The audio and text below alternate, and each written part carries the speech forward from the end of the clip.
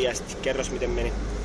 No siis hyvin siinä 10 sijalla suurin piirtein koko ajan. Kova asia meni kärkeen. Oliko letkoja? Se oli ihan pelkkää letkaa. Koko alkuosuus. Oliko helppoa? Ei se mitenkään hirveän helppoa ollut, mutta siinä ei hirveästi yrittänyt suunnistaa niin paljon. Aloitusosuudella. Eikä tullut virheitä? Ei tullut virheitä. Viestistä oma osuus, miten meni? No, siinä on hyvin, pääsi aika hyvin lähtee kädien vauhdissa ja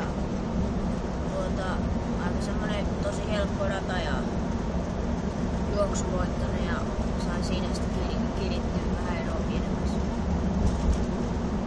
Suunnistus sujui hyvin? Joo. Oliko mitään ongelmia? Ei ollut mitään. Jaksot juosta hyvin ja kärkeä kiinni? Joo. Ryysisputkella siinä parallelilla. Kerros vähän siitä, miten meni. No tuli yksi virhe, vaan mä juoksin vaan rastilla. Muuten meni ihan hyvin. Oliko se iso ohitus? No, mä menin vaan sellaiseen ihan pienemmään alas, ja sitten yritin päästä uudelleen ylös. Okei. Oliko siellä paljon letkoja?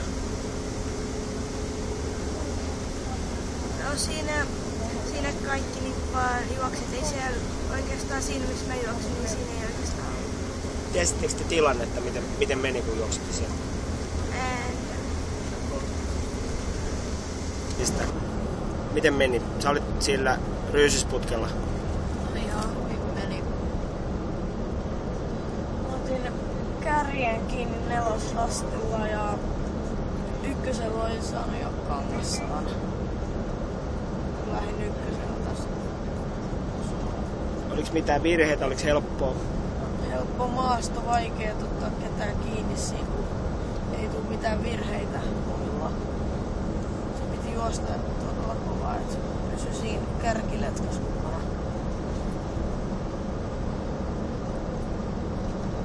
Ja sitten piti mennä polkuun pitkin melkein koko ajan, että se pitää suoraan tänne mennä. Ootko herännyt jo? Mitä kommenttia? Oletko varma? Voitko antaa joku kommentin viestistä? Sun osalta. Olis hauskaa. Miltä tuntuu olla syrjäläisen perheen ensimmäinen Tiumilla voittaja? Voitko kertoa? Oliko mitään vaikeaa? Ootko kuittaillut isovelille? Ei mitään vaikeaa. Päivää aikaisemmin voitto kuin niillä. Hyvä juttu.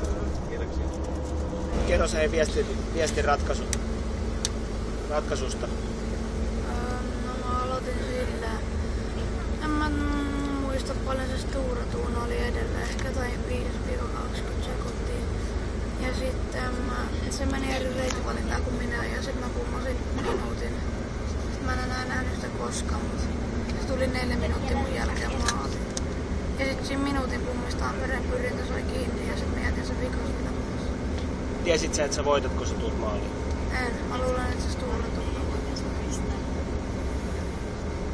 Sulla meni suunnistus ihan hyvin. Ei ole mitään ongelmaa. Okei.